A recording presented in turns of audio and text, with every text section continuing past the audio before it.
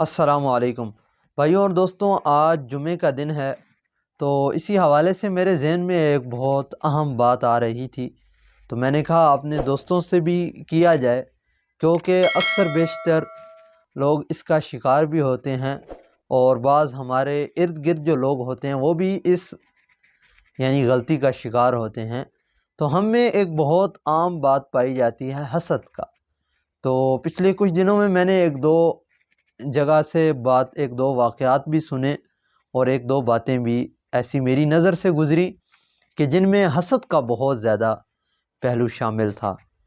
تو بھائیوں اور دوستوں، حسد ایک بہت ہی کبیرہ گناہ ہے، اور ویسے بھی اگر انسانیت کے تحت بھی دیکھا جائے تو یہ ایک انتہائی حقیر اور چھوٹی قسم کی حرکت ہے کہ کسی سے دوسرے معنوں میں، ہمارے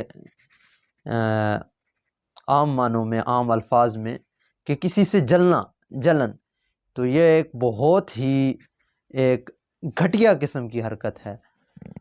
اور ایک اور آپ دوستوں کی گوش گزار بات کرنا چاہتا ہوں کہ یہ حسد ہی وہ سب سے پہلا گناہ ہے جو آسمانوں پہ سب سے پہلے ابلیس لعین نے کیا ہے، اور زمین پر بھی جو سب سے پہلے گناہ ہوا اس کا بھی وہ بھی حسد ہے۔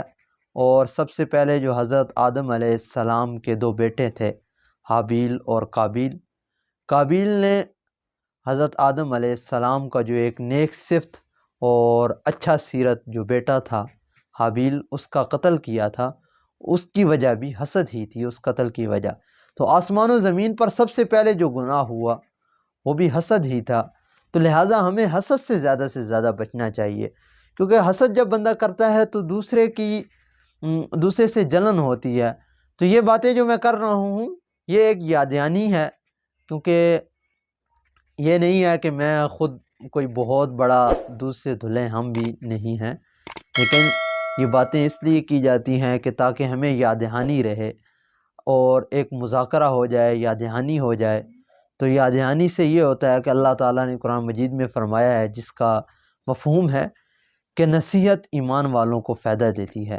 تو ہم ایک دوسرے سے اگر نصیحت کریں گے تو انشاءاللہ ہمیں ایسی چھوٹی چھوٹی باتوں سے ہمیں بہت زیادہ فائدہ ہوگا، اور اس سے ایک اچھا معاشرہ، ایک اچھی قوم ہم تبھی بن سکتے ہیں جب ہم ایسے چھوٹی چھوٹی باتوں کو بھی، اور یہ چھوٹی بھی نہیں ہے، یہ بہت بڑا ایک گناہ ہے اور اس کی بہت بڑی سزا ہے۔ اللہ تعالی ہم سب کو اس سے محفوظ رکھے۔